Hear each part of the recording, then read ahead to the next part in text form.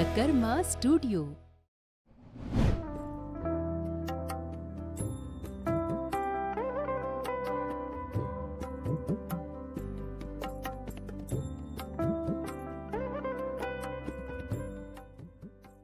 नमस्कार दोस्तों, मैं हूं देश त्रिपाठी। द कर्मा चैनल पर आपका एक बार फिर से बहुत बहुत स्वागत है। तो दोस्तों, हम तो ये सुनते ही आ रहे हैं कि हमारे सनातन धर्म की सबसे पवित्र नदी गंगा नदी को माना जाता है, और हमने ये भी सुना है कि गंगा नदी में स्नान मात्र करने से हमारे सभी पापों का नाश हो जाता है। लेकिन मैं आपको बता दूं कि गंगा नदी में स्नान करने से सभी पापों का नाश होता ही है, बल्कि गंगा का एक घूंट जल पीने से ही हमारे अंदर की सभी बीमारियों का विनाश हो जाता है। तो दोस्तों, हालांकि ये बात हैरानी की है, इस बात को सुन के आपको थोड़ा सा आश्चर्य हुआ होगा, लेकिन ये बात सिर्फ कहने की नहीं है, बल्कि हमारे विज्ञान ने, हमारे वैज्ञानिकों ने इस चीज को प्रूव भी किया है, इस चीज को बताया भी है कि आखिर कैसे गंगा जल से हमारे अंदर की बीमारियों का नाश हो सकता है। दोस्तों, हाल में ही भारतीय आयुर्विज्ञान संस्थान के द्वारा गंगा के जल पर एक शोध किया गया है, एक रिसर्च की गई, जिसमें एक ऐसे बैक्टीरिया को पाया गया गंगा जल में जिससे हमारे शरीर के अनेकों रोगों का नाश हो सकता है। तो दोस्तों, गंगा का जल कभी खराब क्यों नहीं होता? कभी गंगा का जल सड़ता ही नहीं है? आखिर इस बात को लेकर के क्या विचार है, ऐसा क्यों होता है? तो दोस्तों, मैं आपको बता दूं कि आज से 130 साल पहले के आसपास, जब देश में कई बीमारियां महामारी का रूप ले रही थी और हजारों लाखों लोग मर भी रहे थे, तो उस बीच जब ये जाना गया, परखा गया कि आखिर जब इस महामारी से हर जगह के लोग इतना पीड़ित हैं, इतने संक्रमित हैं, लेकिन गंगा के किनारे बसे हुए शहर बिल्कुल आराम से जीवन जी रहे थे।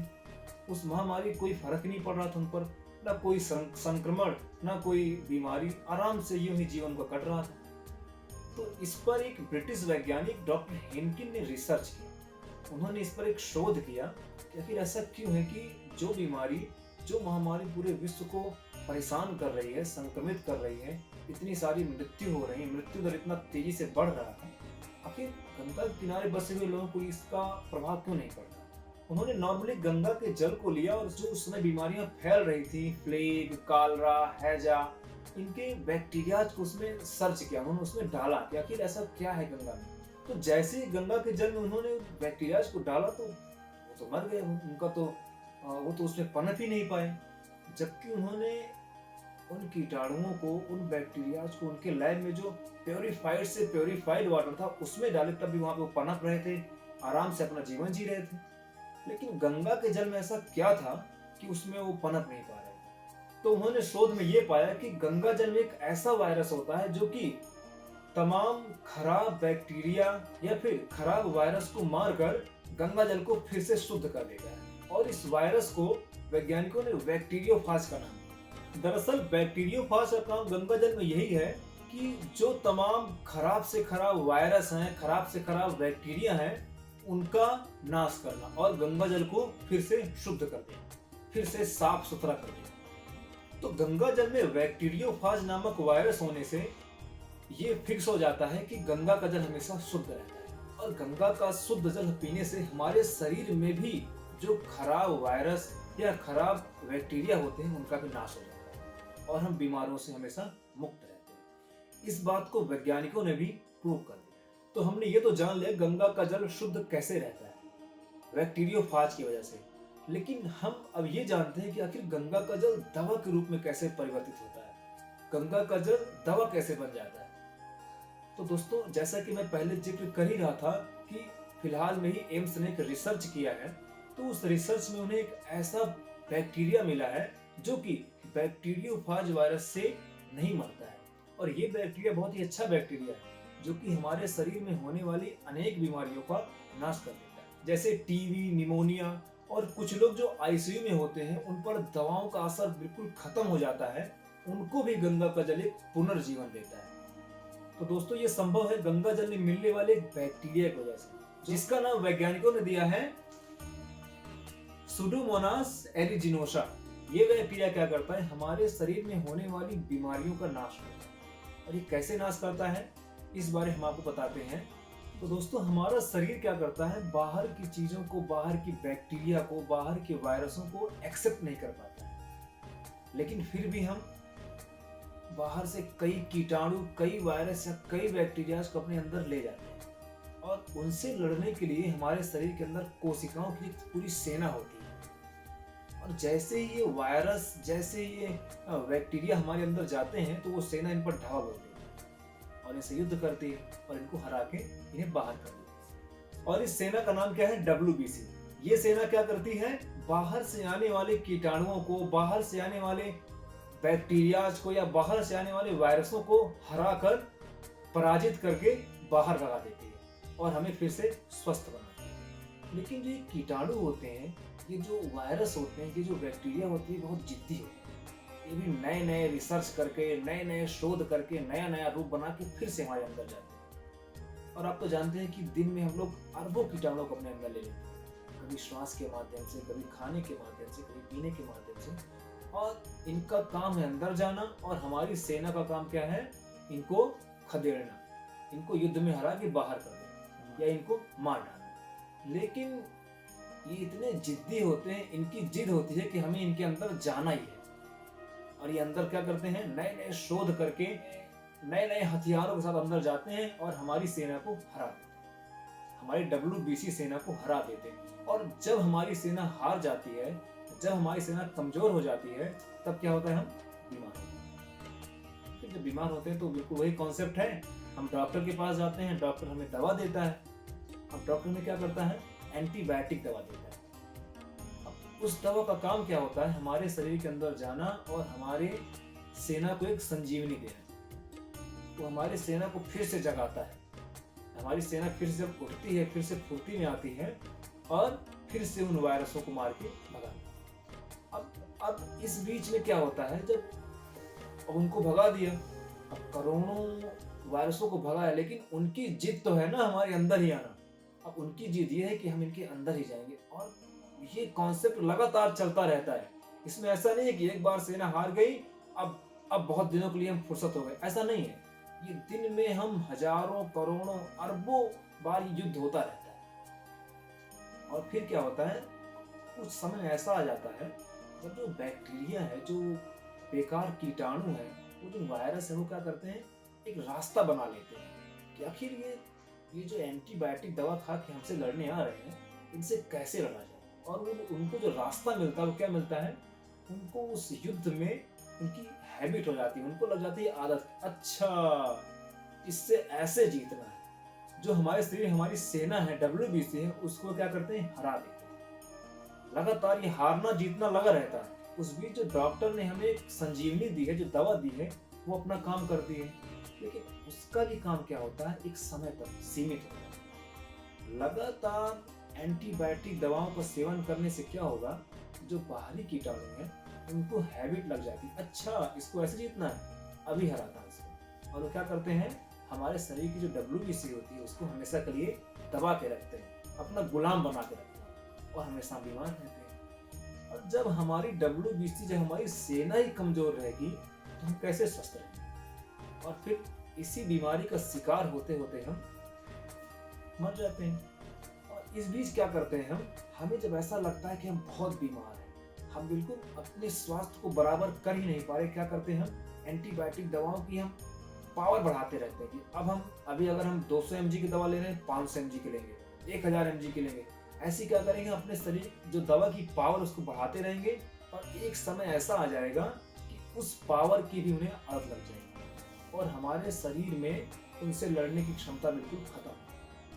तो जब हमारे शरीर में ऐसा होने लगता है, तो हमारी एंटीबायोटिक दवाओं की जो पावर है, वो भी खत्म हो जाती है। वो दवाओं का असर खत्म, वो दवाओं का काम करना भी खत्म हो जाता है और फिर हमारे समझ में कुछ नहीं आता है। और हमारे नहीं, फिर तो डॉक्टर्स की भी समझ में कुछ नहीं आता कि आखिर अब क्या किया जाए। तो जब डॉक्टर्स की भी समझ में नहीं आया, अब अगर हम बीमार होंगे और डॉक्टर्स के पास जाएंगे और डॉक्टर्स को भी समझ में नहीं आएगा, तब क्या होगा? तब तो समस्या बढ़ जाएगी। और इसी समस्या को मद्देनजर रखते हुए WHO, विश्व स्वास्थ्य संगठन ने एक घोषणा की कि आखिर जब एंटीबायोटिक दवाओं का काम करना खत्म हो जाएगा, तो उस पर हमारा विकल्प क्या है? हमारा सेकेंड प्लान क्या है? आखिर हम क्या करेंगे जब ये दवाओं का असर खत्म हो जाएगा, तब क्या करना होगा? तो गंगा के जल में एम्स को एक ऐसा बैक्टीरिया मिला जो कि हमारे शरीर में हमारी सेना को दोबारा से फिर से तंदुरुस्त करता है, फिर से मजबूत करता है, फिर से युद्ध करने के लिए प्रेरित करता है। और वो क्या है? गंगा का जल। तो वैज्ञानिकों ने इस बैक्टीरिया को लेकर के ये खोज की कि इस बैक्टीरिया से एक ऐसी दवा का निर्माण किया जाएगा जिससे क्या होगा, हम एंटीबायोटिक से होने वाली समस्या से बच पाएंगे और हमारे शरीर में होने वाली अनेकों बीमारियों को हम दूर भगाएंगे। और ये कब हो पाएगा? जब हमारे शरीर में जो हमारी सेना है, जो WBC हमारी सेना है, उसको हम दोबारा से मजबूत बना पाएंगे। तो ये है गंगा की महिमा। और मैं बात करूं कि जो मैंने शुरू में ही कहा था कि गंगा को हमारे सनातन धर्म में माँ के रूप में कहा गया है। दरअसल आपके घर में भी नॉर्मल जब त्योहारों में या फिर सत्यनारायण का व्रत करते वक्त या सत्यनारायण की कथा करते समय या फिर हवन करते वक्त आप कभी शादी में भी किसी न किसी गए होंगे, या फिर अगर आपकी भी शादी हुई होगी तो आपने ये जरूर देखा होगा कि पंडित जी क्या करते हैं, सबसे पहले यही करते हैं कि जब बैठने के बाद आराम से आसन लेने के बाद क्या करते हैं, वो गंगा जल देते हैं हाथ में और क्या बोलते हैं, ओम केशवाय नमः, माधवाय नमः, नारायणाय नमः। और हम क्या करते हैं, गंगा जल पी लेते हैं। उस समय में क्या लगता है कि चलो ये भी एक पूजा का हिस्सा था। पंडित जी ने क्या किया, पूजा की हमसे एक शुरुआत करवाई, हमें पवित्र किया, हमें शुद्ध किया। तो गंगा जल को हम शुद्ध पहले से ही मानते आ रहे हैं। लेकिन क्या कभी आपने ये सोचा है कि 3 बार गंगा का जल पीने से आप सिर्फ शुद्ध नहीं हुए, आप सिर्फ पूजा के लिए ही तैयार नहीं हुए, बल्कि आपने कई बीमारियों का नाश भी कर दिया। आपने अपनी सेना को बढ़ावा भी दिया, आपने आपके शरीर में होने वाली कई बीमारियों को भी भगा दिया। तो ये है गंगा की महिमा, जो कि सनातन धर्म में पहले से ही इस महिमा को, इस गंगा के जल के विज्ञान को हमारी परंपरा में, हमारे संस्कारों में डाल दिया। जो गंगा जल का जो विज्ञान है, इसको हमारे पूर्वजों ने क्या किया, हमारी परंपराओं में डाल दिया, हमारे संस्कारों में डाल दिया। क्यों? क्योंकि पूर्वजों को हालांकि इस बात की जानकारी जरूर रही होगी कि गंगा जल में कितना विज्ञान छिपा हुआ है, लेकिन हर कोई डॉक्टर या हर कोई तो शिक्षित हो नहीं सकता। तो उन्होंने क्या किया कि इस विज्ञान को उन्होंने शिक्षित, अशिक्षित, गरीब, अमीर सबके लिए एक हमारे संस्कार में डाल दिया, हमारी परंपराओं में डाल दिया कि कोई शिक्षित हो या ना हो, वो भी अपने सुबह की शुरुआत अगर इस तरह से करेगा तो वो भी विज्ञान के सहारे अपने शरीर की बीमारियों को दूर कर रहा है, या फिर गंगा जल के सहारे से किसी भी तरह की बीमारियों से मुक्त हो रहा है। दोस्तों, आपने एक सुना ही होगा कि वहां पे कुंभ है, महाकुंभ है। तो आपने कभी कुंभ के बारे में ये जाना है कि कुंभ में क्या होता है, हमारी परंपराओं के अनुसार जो वृद्ध होते हैं, जो घर के बूढ़े होते हैं, वो क्या करते हैं, कल्पवास करते हैं। तो दोस्तों, इस विज्ञान को परंपरा में डालने का हमारे पूर्वजों ने एक और अच्छा तरीका किया। अपने शरीर की प्रतिरोधात्मक क्षमताओं को बढ़ाने के लिए इस विज्ञान का, गंगा के जल के विज्ञान का कैसे सहारा लिया जाए, इसको एक परंपरा में और डाला, गंगा लाभ या फिर कल्पवास के लिए। तो दोस्तों, जैसा कि मैंने बताया था कि गंगा के किनारे जो शहर बसे हुए हैं, जो गांव बसे हुए हैं, उनको तो गंगा के विज्ञान का लाभ मिलता ही है, या फिर उनको तो गंगा के नजदीक होने से जो बीमारियां हैं उनका नाश होता ही है।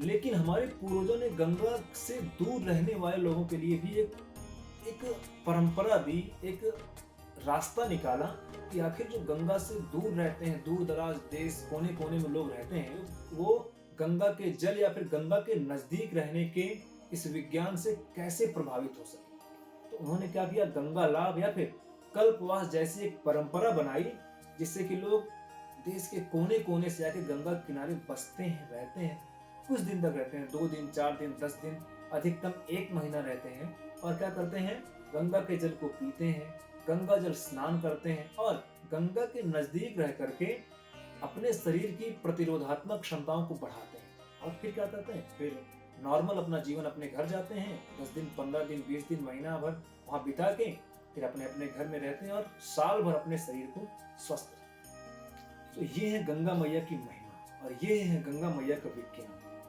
क्योंकि जो लाखों करोड़ों वर्ष से चला आ रहा है, गंगा को हम मैया या माता मानते आ रहे हैं, यूं ही नहीं, इसमें भी एक विज्ञान है। और सनातन धर्म का ये विज्ञान हमारे रोम रोम में बसा हुआ है, चाहे वो डॉक्टर हो, चाहे वो मास्टर हो, चाहे वो वैज्ञानिक हो, चाहे वो शिक्षित हो या अशिक्षित हो। ये विज्ञान हमारी परंपराओं में, हमारे संस्कारों के, हमारे रोम रोम में बसा हुआ है। हमारी परंपराओं और हमारे संस्कार के बीच इस बसे हुए इस विज्ञान को वैज्ञानिक लोग अब मान रहे हैं, जबकि इस विज्ञान को हम सनातनी लोग अपने संस्कारों में, अपने परंपराओं में बहुत पहले से ही मानते हैं।